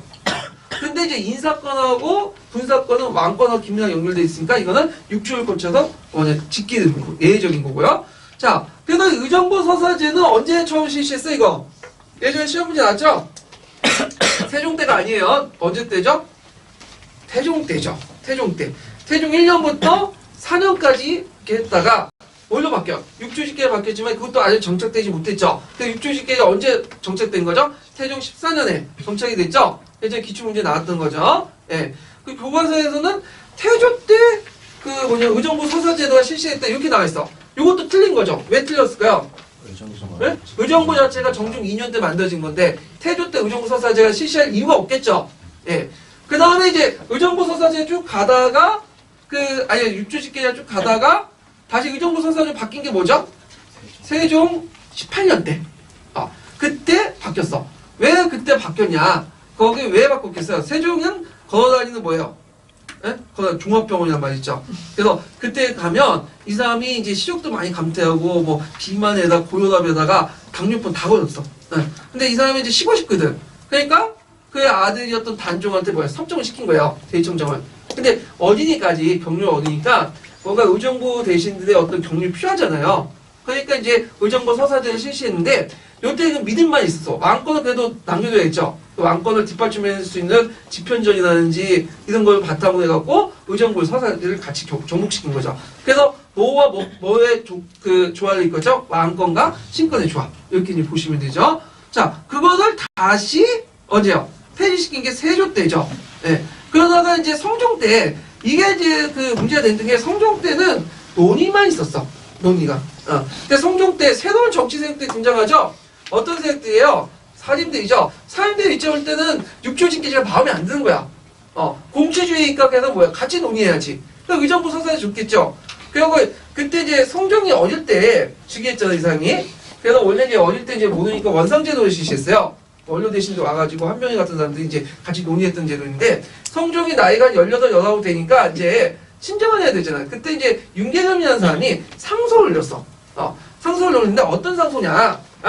이게 이제 상소 내용인데요. 여기 보이시죠? 거기 뭐냐면 지금 그 의정부 서사제 실시하고 그 다음에 원상자 페이지를 패키지로 이제 올린 거야. 패키지로. 왜냐면 의정부 서사제를 실시하면 왕권이 약화되니까 성종이 좀 기분이 안 좋겠죠. 근데 원상제 또한 기분이 안 좋아. 왜냐면 자기 원료 대신들이 이제 정치를 하다 보니까. 그러니까 원상제도 폐지하고 그다음 의정부 서사제도 실시를 같이 패키지로 올려버리면 수용할 수 있겠다 해갖고 이제 잔머리에 굴린 거예요. 근데 성종이 되게 명석한 사람이잖아요. 딱 보고 이제 간판한 거죠. 그래서 자기한테 유리한 원상제 폐지는 받아들이되 의정부 서사제도는 안 받아들였어. 그래서 육조직계를 실시해라. 그 내용이에요. 네. 그래서 성종 때는 누구 말대 의정부 서사제가 아니라 뭘 실시했다? 육조직계제가 계속 갔어요. 그리고 언제 실시됐죠? 중종 11년에. 기록에 분명히 나와. 팩트죠. 중종 11년에 그 의정부 서사제, 육조직계에서 의정부 서사 바뀌게 된 거죠. 왜 바뀌었어요, 그때? 중종은 어떤 사람이야? 중종 반정을 통해서 떠밀려서 왕이 됐던 사람이죠. 그때 왕권보다 누가 강했죠? 신권이 강했죠. 그러니까 신권운이 의정부 서사를 실시한 거죠. 이렇게 이제 보시면 되고 중종 이후부터는 계속 뭐죠? 의정부 서사제 돼요. 예. 그래서 요때 성종과 관련된 내용들이에요. 그러면 실시 목적 거기에 보면 이제 정부의 서사를 허파해서 상공 이하의 직위만 충당했습니다. 자, 이건 누구와 관련된 거예요? 성종 그 전에 누구였어요? 세조와 관련된 내용이죠. 세조가 육조직계제를 실시한 건 뭐예요? 강력한 전제왕권을 확립하기 위한 거죠. 육조직계제를 세조가 실시했는다. 그걸 말하는 거고. 그다음 제2조 의정부 서사들 복설. 그러니까 예전에 폐지했던 의정부 서사에서 다시 바꾸자는 거예요. 그때 요때 물어보는 게 뭐죠? 그 의정부에서 이때 처리한 일이 뭐죠? 그러니까 이제 육조직계제 안에서 의정부 서사 그 처리한 일은 아까 사형수의 판결 정도만죠. 사대문서도 아니야 이제는. 근데 이것을 다시 복수를 하자는데 그때 이런 정치적 배경이 뭐야? 이런 논의가 일어나는 건 새로운 정치 세력이 누가 등장하게 된 거야? 살인들이 등장했기 때문에 살인들 공치주의 쪽에서 맞지 않기 때문에 하는데 결국에는 그 들어줬어 안 들어줬어요? 안 들어줬어요. 예. 그래갖고 이후에 니은이 가능한 거 의정부 서사의 복수에 가능했던 건 어떤 정치적 사건 때문에 그런 거죠? 중종 반정 이후에 신권이 약하기 때문에 이렇게 연결시켜서 보시면 돼요. 그래서 이제 의정부 서사제 육조직계제의 내용과 그 다음에 그 과정에서 어떻게 이제 다시 실시됐고 폐지됐고 그 다음 내용들 이런 것도 좀 같이 파악해 주시면 될 것 같아요. 자, 그 다음에 이제 12번 문제 볼게요. 자, 12번 문제는 이제 금난정권 관련된 문제 난전하고 이것도 시험 문제 자주 나오는 부분이죠. 난전 부분. 자, 여기에 보면 이제 예전에 03년 기출문제에 보면 난전의 유형 관련된 문제가 나왔어요. 기억나시죠? 예. 그래서 난전의 유형은 이제 그 뿌셈에 있는데 세 가지가 있죠. 뭐와 뭐죠? 시전상인가? 시전상의 대립. 그 다음에 두 번째 유형은 뭐예요? 시전상인가? 사상간의 대립. 그 다음에 세 번째 유형은 뭐죠? 시전상인가? 소음자의 대립. 세 가지 유형인데 여기에서 이제 가의 유형은 뭘까요? 이거는 예전에 기출문제 나왔던 거죠. 누구와 누구의 유형이죠? 시전상인간의 분쟁이죠. 왜냐하면 시전상인간도 다 뭐냐면 독점권이 없는 게 아니죠. 어떤 상위 집단들에게는 독점권이 있는데 어떤 상위 집단은 독점권이 없어. 근데 독점권이 없는 집단들이 그 몰래 물건을 팔 경우에 이게 뭐가 되는 거야? 난전이 되는 거잖아요. 예. 그래서 이제 요때 난전인데 이 난전은 누구를 뜻하는 거야? 지금 상정상인이죠. 상정상인. 예. 왜냐면 상정상인은 그 뭐냐면 바늘을 팔 수 있어요, 없어요? 없죠. 근데 갖다 판 거야. 몰래 짜가지고. 예. 그래갖고 이제 오늘 말하는 정경 유착을 통해서 문서를 조작해서 전화를 조작해서 몰래 가는 거 갖다 파는 거죠. 그러니까 이제 난전은 상정상이고, 자 나는 뭘까요? 지금 잡철천하고 중방천하고 같이 싸우는데, 자 잡철천은 뭐냐면 그 시장상이고 중방천은 뭐죠? 그 수공업자들 중에 이제 그 상인을 거치지 않고 직접 판매하는 사람들이 등장하게 돼요. 독립수공업자들이라는 그들과 대립이죠. 그래서 중방철도 일종의 뭐예요? 이거 난전이죠. 예. 그래서 가와 나의 난전 유형 아까 지금 얘기 쓰시면 되고요. 그 다음에 조선후기 때 밑줄 치는 상인들은 뭐죠? 난전이죠. 난전의 정의 어떻게 해서 지도서에 그날 나왔는데 남전은 전환, 시안에 등록되지 않는 자나 판매 허가받지 않는 상품을 성안에 판매하는 행위 이것을 난전이다. 여태 성안이라는 건 어디까지? 사대문안. 그쵸? 나중에 사대문에서 이제 심리까지 확대되지만 하여튼 이런 것들을 쓰시면 된다. 자, 또 조선 정부가 금난 정권을 왜 부여했냐? 궁중 간증의 수요품이나 그 다음에 중국의 진업품들을 조달 부담시키기 위해서. 왜냐하면 이제 양난 이외에 그 당시 재정이 악화되다 보니까 금난 정권을 줘서 이런 재정을 개선하고 또 정부가 또 진업품이나 이런 것들을 그 직접 갖다 하면 돈이 되잖아요. 그러니까 맡기는 거야. 그때 돈을 가지고 오면 진업품 사오면 시장상인들이 돈을 안 줘요. 돈을 줘도 거의 할인가로 줘. 그냥 반가. 대신에 그들에게 뭘 주는 거죠? 국유를 이제 짊어지는 대신에 이런 특권을 준 거야. 금난정권. 네. 경제적 측면도 있고 또 정치적 측면도 있어요. 왜냐 시장 상인을 통해서 뭐죠? 다른 상인 집단 통제하려는 목적도 있어요. 이건 복합적 목적에서 했다. 그래서 금난정권이 주어진 시기가 언제 때냐 가지고 또 설이 많아. 그래서 인조설도 있고 숙종설도 있거든요. 근데 정확한 그 결말 안 냈고 확실한 건 조선 전기가 아니라 조선 후기 때예요. 조선 후기 때. 유기전도 언제 형성된 거죠? 유기전도 조선 전기가 아니에요. 조선 후기 때예요. 인조 이후가 보고 있어요. 예. 그래서 이것도 이제 상식적으로 알아두세요. 그래서 교과서에 보면 마치 조선 전기 때부터 금난 정권이 있고 유기전이 있는 것처럼 서술돼 있지만 이건 조선 전기에 대한 설명이 아니라 조선 전반적 후기까지 합쳐서 같이 설명한 거예요. 예. 그래서 이런 것들. 자, 그 다음에 그래서 제가 이제 8페이지에 보충 8페이지에 금난 정권 관련된 내용들 적어놨으니까 후세부 중심으로 해놨으니까 좀 기억을 해주시고 금난 정권 폐지된 것은 언제 때죠? 신해통공이죠. 그러니까 신해통공의 의의도 같이 외워주세요. 네, 신해통공 자체도 문제가 나와요. 예전에. 자, 그 다음에 13번 문제 보자. 네, 13번 문제. 자, 13번 문제는 춘추 전국시대 때 관련된 내용인데, 자, 춘추 전국시대 이제 보면 춘추하고 전국은 다르죠. 그래서 춘추의 특징과 전국의 특징이 또 다른데, 자, 그 전쟁, 전쟁하는 방식도 춘추하고 전국이 달라. 춘추는 누구만이 싸울 수 있는 거예요? 사계층들. 일반 민들은 전쟁을 할 수 없죠. 옆에 동원되는 거죠. 그냥 군수품이나 조달해주고. 그리고 주로 어떤 전이 중심이죠? 전차전이죠. 근데 전국시대 넘어가면서 이제 일반 보병이 주요고, 그래서 기마와 전차는 보조준 역할을 떨어지게 되죠. 그리고 전쟁의 주체도 예전 사뿐만 아니라 뭐죠? 일반 농민까지 동원하게 되죠. 그러니까 전쟁 규모가 어떻게 돼요? 커지게 되죠. 이런 것들이에요. 자, 그러면 여기에서 이제 가시기 때 딱 보면 이게 춘추시대야 전국시대야 딱 나오죠. 전차가 중심이잖아. 그러니까 이거는 춘추시대고 전차를 중심했던 그래서 국인이야. 제가 이제 사라고 적어놓지 국인이라고 하는 거는 뭐냐면 경대부도 같이 포함됐기 때문에. 그래서 국인이라는 것은 어디까지 국인이에요? 예?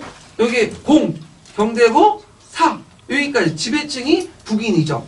국인이라는 건 뭐냐면 국은 뭐죠? 그때 국은 나라 국자로 해석하면 안 되죠. 도성, 그러니까 수도에 살고 있는 사람들 국인이라고 해요. 고대시대 때는요. 예. 그래갖고 이제 수도를 뭐죠? 제후의 왕국의 수도를 국이죠. 국에 소속돼 있는 사람들, 이게 국인이죠. 어디까지다? 사계층까지다. 이렇게 좀 기억을 해두시면 되고, 자, 그 다음에 이제 여기에 보면 그 기억의 형태 그 전쟁 이후에 보병조 바뀐 이유를 말해보시오. 그래갖고 이제 있는데, 요거는 아까 말한 것처럼 이거 예전에 시험 문제에 나왔죠. 전차전 때 보병조 바뀐 게 뭐예요? 늑지, 삼지 같은 지역, 악천후에서 전차가 극히 비효율적인 반면에 보병은 기동성을 발휘할 수 있었기 때문에. 원래 보병 중심의 군대는 어디에 나왔냐면 양지랑 유역에서 오나 월 초나라 같은 데서 하다가 이제 중원으로 확대됐는데, 왜 그러냐면 양지랑 유역의 나라들의 특징이 뭐예요? 그 당시 지금은 편하지 되지만 그 당시 늪지였어. 그러다 보니까 이제 기병이 뭐냐면 제대로 발휘가 못해. 늪지에 빠지고. 근데 오히려 보병이 기동성이 있는 거죠. 특히 공성령 같은 경우에는 훨씬 뭐예요? 보병이 유지하죠. 기병이 할 수 있는 역할은 뭐예요? 그냥 호위하는 역할이죠. 근데 실제 성을 올라와서 함락하는 건 어떤 사람들이에요? 보병들이 하잖아. 그래서 보병이 주로 바뀌게 돼요. 그래서 양지강 유역의 이제 전술 형태가 어디로? 중원으로 확대됐다. 이렇게 지금 보시면 되겠죠. 자, 그래서 이제 예전에 한번 전쟁에 관련된 전국시대 전쟁과 춘추시대 전쟁의 특징들을 이제 예전 나왔으니까 보시면 되고, 나와 관련된 것들은 이제 좀 약간 기초가 관련된 부분이 아닌데, 요거는 뭐냐면 전국시대 때 그 당시 뭐죠? 통일하는 방법 이런 것들을 물어봤어요. 이건 강좌에서 좀 냈거든요. 좀 어려운 부분인데, 그래서 통일전쟁 방식은 뭐냐면 인군에 의한 해방전쟁이야. 그래서 현명한 그 군주가 뭐냐면 백성들을 위해서 전쟁을 내갖고 그 나라를 하나하나 합병하는 거야. 그러니까 예전에 침략전쟁과 다른 거죠. 일단 침략전쟁 없는 뭐가 있어야 돼? 명분이 있어야 돼. 상대방 군주가 뭐죠? 폭군이어야 돼. 그럼 전쟁할 때는 모든 사람을 다 죽인 게 아니죠. 누구만 죽이면 되죠? 폭군과 그 군대들만 죽이면. 일반 백성들은 다 포함을 시켜야 돼. 이런 식의 이제 방식을 주장을 했다. 이건 강자에 나왔는 거고요. 자, 그 다음에 이때 이제 전국시대 때는 나라 항복을 받으면 어떻게 해요? 춘추시대 때는 그냥, 뭐냐면 항복 받고 그냥 놓아뒀죠. 속국 만들고. 근데 전국시대는 뭐죠? 멸국 치연. 나라를 멸망시키고 현을 설치하죠. 이게 뭐 정치 갑자기 등장한 건 아니고 춘추 중후기 때부터 이런 방식들이 이루어졌어요. 특히 초나라 같은 거 있죠. 초나 이런 나라들은 강남에 있었던 나라인데 이런 중원의 먼 지방에 있던 사람이 중원적 관점에서 얽매이지 않고 그냥 나라를 멸망을 시킵니다. 그래서 이것이 뭐냐면 중원까지 확대된 거죠. 예. 그래서 이제 중국사에 보면 대개 이제 춘추 전국 시대의 변화상을 주도했던 나라가 어떤 나라냐면 초나 오나 원라 같은 나라. 왜냐면 이 사람들은 예전에 중원이 가지고 있던 중원 국가가 갖고 있는 정통적 사고 방식이 없어요. 이건 원래 엄미나 남만이라는 오마케들이죠. 나중에 중앙으로 편입된 민족들인데 그러다 보니까 그 사람들이 새로운 방식들을 이제 만들기 시작하고 이런 것들이 중원 나라 보니까 패배하고 전쟁을 매번 지거든. 그러니까 이게 좋거든. 그러니까 그대로 받아들이는 거죠. 예. 그래서 중원까지 확대되는 그런 방식으로 이제 변화상을 불러일으킨 거죠. 자, 그래서 제가 이제 보충 페이지 9페이지에 춘추 전국시대 군사 변화를 이제 정리했으니까 좀 기억을 해주시면 되고요. 자, 그 다음에 뒤에 넘어가서 페르시아 전쟁을 볼게요. 페르시아 전쟁. 자, 페르시아 전쟁 관련된 내용들은 예전 시험 문제 나왔죠? 페르시아 전쟁의 경제적 배경은 뭘까요? 경제적 배경. 그냥 동부, 서부 지중해 패권을 둘러싸고 누구하고 대립했죠? 페르시아와 그리스. 특히 페르시아에 지원했던 나라는 어떤 나라? 페니키아죠. 네. 근데 이제 직접적인 계기는 뭐냐 하면 그 당시에 이제 소아시아 지역에 무슨 나라가 있었냐면 니디아라는 나라가 있었어요. 근데 니디아 나라가 이제 페르시아한테 멸망을 하죠. 그러니까 이제 니디아, 소아시아 연안에 있는 이오니아 도시 국가들 또한 누구의 식민지로 전락하게 돼요? 페르시아 식민지로 전락하게 돼. 근데 이제 이오니아 도시 국가들이 반란을 일으켰거든요. 그때 이제 반란을 일으키고 나서 이제 그리스에 동맹을, 지원을 요청했는데, 그 당시 이제 스파르타가 거절했어요. 근데 아테네가 해군을 파견단에 해서 지원을 했죠. 그걸 보고 안 되겠다 해갖고, 다리우스 1세부터 세 차례에 걸쳐서 페르시아 전쟁이 나왔잖아요. 그래서 1차 때는 그 폭풍 때문에 싸우지도 않고 물려났고, 그 다음 2차 때는 어느 전투에 깨졌어요? 마라톤 전투. 그 다음에 3차 때는 그 유명한 살라미스 해전. 이렇게 해서 이제 깨지게 된 거죠. 자, 그래서 이제 이런 내용들 좀, 보시면 되고, 예전에 이제 배경만 나왔는데, 제 생각에는 1차, 2차, 3차 내용도 물어보고, 특히 2차, 3차. 자, 2차 때는 마라톤 전투를 했다는데, 요때 그리스의 지도자는 누구일까요? 페리클라스 쓰면 맞아요, 틀려요? 틀리죠? 오히려 좀 듣보잡이지만 밀티아데스라는 사람이 있어요. 밀티아데스는. 그리고 그때 이제 페르시아를 격퇴할 수 있는 주역은 뭐냐? 중장보병인데 요때 중장보병은 달리는 중장보병이에요. 거기 사령사 개혁은 안 했죠? 그래서 페르시아인들의 주력은 뭐예요? 군병이라 해갖고 활을 쏘는 거죠. 그 영화 300 보면 얘네 치고 나올 때 어떻게 나와? 먼저 활부터 쏴고 나오잖아요. 예. 근데 이에 반해서 그리스 아테네군은 뭐죠? 중장보병, 밀집대형에. 근데 예전에 중장보병들은 철갑으로 무장했어. 근데 이것은 만화 이런 옷으로 이렇게 면으로 이렇게 무장을 했죠. 예. 그래서 무게가 되게 가벼워요. 섬유 물질로 이렇게 갑옷을 만들다 보니까. 예. 그래서 비용도 많이 들고. 비용도 적게 들고 기동성도 높일 수 있는, 그리고 비용이 낮다 보니까 많은 계층들, 많은 사람들이 또 자체 무장할 수 있죠. 참여할 수 있고요. 그래서 요 내용들이 있다. 그 다음에 3차 침입 때는 이제 육전에 스파르타군이 패배를 했죠. 그 유명한 테르모필레 전투. 이것도 외워두세요. 영화 뭐와 관련된 거죠? 영화 300. 레오니다스가 이제 전사 300을 이끌고 싸웠던 그 내용이 있죠. 그 다음에 살라미스에서 해준 아테네군이 승리했다. 이런 내용들 좀 기억을 해두시면 되고, 자, 전쟁이 끝난 다음에 아테네는 델로스 동맹을 만들죠. 그 델로스 동맹에 델로스 기금을 주죠. 그리고 나서 그 기금을 만들 때 명분이 뭐예요? 페르시아가 쳐들어올 수 있으니까 앞으로 이제 해군을 강화시켜 페르시아 제국을 침입을 막자 했지만, 그 돈을 걷어가지고는 그 일본만 이제 해군에 투입하고 나머지는 자기 도시 계획 정비 사업이라든지 그 다음에 이제 빈민층에게 수당 제시하는데 그렇게 했죠. 그리고 만약에 돈이 못 내겠다 배째라면 쳐들어가갖고 약탈을 하죠. 네. 그래서 이런 아테네 제국으로 변모를 했는데, 자, 이런 내용들을 이제 쓰시면 어떻게 문제의 내용을 보면, 자, 델로스 동맹을 기반으로 어떻게 아테네 제국으로 변모를 기수해 보시오. 그래서 아테네가 아테네가 동맹 폴리스부터 자금을 받아 해군을 직접 건조하고, 그 다음에 델로스 기금을 운영을 델로스에서 아테네 옮겨서 직접 관리했기 때문에 이렇게 쓰시면 될 것 같아요. 네. 그래서 이런 내용들 쓰시면 되는데 뭐 어려운 내용은 아니에요. 다 교과서에 있는 내용이에요. 교과서. 자, 그 다음에 보너스 문제를 보자. 예. 제가 이제 보너스 문제 코너를 만들어가지고 그 이제 여기에 빠져있는 내용들 좀 약간 집어넣었어요. 그래서 세 문제에서 뭐 6문제 정도 한 해당에 집어넣어서 이제 하는데, 자, 거기에 보면 이제 다음과 같은 주장을 한 청교도의 종파의 명칭을 써보고 이들의 주장 내용을 두 가지로 서술해 보시오. 그리고 이들이 후대에 미친 영향을 사상적 영향을 쓰시오 이렇게 있는데, 자, 이 종파는 어떤 종파일까요? 디거스라고 들어보셨어요? 디거스? 네, 디거스라는 종파야. 디거스. 어디 듣보잡이다. 이렇게 있는데, 요거, 비상국어도 나와요. 네, 비상국 202페이지 나오는데, 나중에 제가 천도교의 분파들을 설명하는데, 이 디거스라는 사람은 어떤 사람이면, 여러분 수평파 아시죠? 수평파. 수평파보다 더, 좌파 쪽에 있는 사람이야. 그래서 이 사람이 진정한 수평파라고 하거든요. 수평파는 나중에 또 문제 다루겠지만 정치적 권리를 주장해요. 보통선거권. 근데 이 사람은 보통선거뿐만 아니라 뭐죠? 경제평등을 강조해요. 그래서 이 사람들의 주장 내용은 토지 개인 소유 폐지, 공유주의 미국 경제 개강 경제, 그러니까 버려진 토지들 있잖아요. 그런 것들을 이제 주장하는 사람들이다.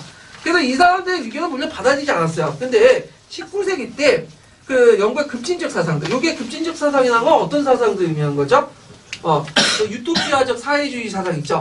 이런 사람들과, 그 다음에 사회주의 발전에 큰 영향을 줘요.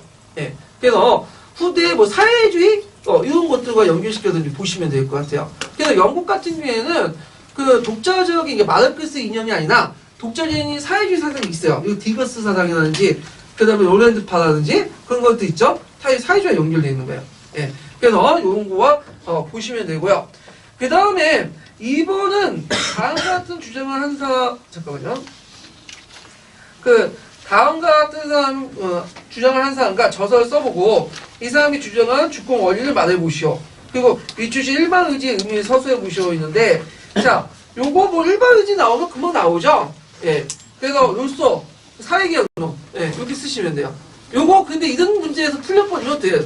떨어지는 거예요. 특히 제가 이제 이렇게 함정하는 게 뭐냐면, 요소는 아는데 뭘 모르는 경우에 사회개혁론. 답을 줬는데도 모르는 사람도 있어요. 사회개혁론. 예. 그 다음에 일반 의지나 의미도 못 쓸 수 있죠. 모든 사람이 공동선을 추구하고 도덕적 관점을 가질 수 있으며 그들 교회 사람들의 만장일치의 결정에 도달할 수 있는 것은 일반 의지다. 선한 상태에서 원래 이제 루소 같은 사람은 인간의 본성을 뭐라고 해요? 선서설 주장하죠. 예, 홉스와 달리. 그래서 모두 본질적으로 착하다. 착한 사람들이 모여가지고 만장일치하고는 절대 선을 추구한다.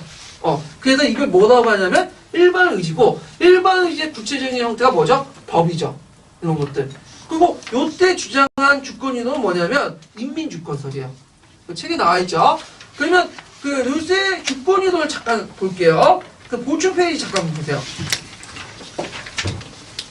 보통 주권이론이라는 것은 이제 원래 절대왕정 시대 때부터 나왔어요. 요때 절대왕정 시대 주권은 누가 갖는 거죠? 절대왕. 왕이 갖는 거죠. 근데 이제 이 주권이 이제 발전되었고, 인민이나 국민으로 갖자. 주권은 인민한테, 국민한테 있다는 것이 국민주권서가 인민주권서이야. 근데 우리가 보통 이제 국민주권, 인민주권서 그렇게 구별 안 하거든요? 근데 정치학적 개념으로는 구별이 돼요. 지금은 우리는 국민주권서를 주장하죠. 그쵸? 그 안에는 인민주권서 다 있어요. 그래서 국민과 인민이라는 말을 이렇게 이제 좀 약간 다른 개념인데, 인민이라는 말을 잘 안 쓰죠, 우리는. 왜 인민이라는 말을 안 쓰죠? 좀 북쪽에 있는 애들이 인민 쓰잖아. 그러니까 인민이라는 말 쓰면 어떻게 빨리 취급받을 수 있어. 그래서 국민이라는 말 쓰는데, 서양에서는 정치학에서 볼 때 국민주권과 인민주권이 다르다. 그래서 국민주권이라는 것은 위임에서 행사할 수 있는 권리를 말해요. 예. 그렇기 때문에 행정부도 위임에서 행사할 수 있기 때문에 행정기관도 각각 위임해서 할 수 있어. 그러니까 권력도 분립할 수 있다는 논리죠. 얘네들이 논리면. 그러다 보니까 못 사는 사람들, 그 다음에 무식한 사람들은 정치에 참여해서 안 돼. 누구한테 위임해야 되죠? 엘리트 계층들이 위임을 해요. 그러다 보니까 돈 많고 똑똑한 사람들만 정치하자. 이게 뭐죠? 제한선거죠. 제한선거. 그 다음에 여기에서 그러다 보니까 뭘 주장해? 감정민주 정치 강조. 그리고 권력도 쪼갤 수 있다고 생각하니까 뭐죠? 상권분리 논의가 나오고요. 예. 자, 그래서 이렇게 주장하는 사람들인데 대표적인 사람이 몽테스키아가 제시해갖고 몽테스키의 뭐죠? 상권 분리론 있죠? 그래서 시리어스가 완성했어요. 그래서 이제 주권이론 같은 거 보면 다 어디에서 건너오냐면 프랑스에서 건너. 왜냐면 프랑스에서 주권이론이 발달해서 어디에서 영향을 받는가? 왕권 신수도에 영향을 받아서 주권이론이 발달했다가 이것이 근대적으로 재해석되면서 국민주권, 인민주권 이런 개념들이 나온 거거든요. 예. 그리고 이제 루코도 다 내용을 보면 국민주권서에 가까워요. 이 사람도. 그 다음에 인민주권서는 이제 뭐냐면 그 권력 형태가 쪼갤 수 없어 이거는. 다 같이 행사해야 돼. 그래서 무슨 논리가 나요? 불가분, 불가양의 논리가 나요. 그래서 불가분이라는 것은 권력은 한 곳에 집중해야 돼. 논할 수가 없어. 상권 분립처럼 이렇게 논할 수가 없어. 그러니까 단일한 권력기구가 필요해요. 그래서 이 단일한 권력기구의 논의에서 나온 의지가 뭐죠? 일반 의지가 되는 거예요. 네. 불가양은 뭐냐면 다른 사람한테 넘길 수 없어요. 못 살든 잘 살든 그 다음에 똑똑하든 못 배우든 한 사람이 하나하나가 일반 권력을 갖고 있기 때문에 이 사람은 다른 사람들 양도할 수 없죠. 자기가 일반 직접적으로 참여해서 권리 행사해야 돼요. 그러면 이건 뭐가 나오는 거죠?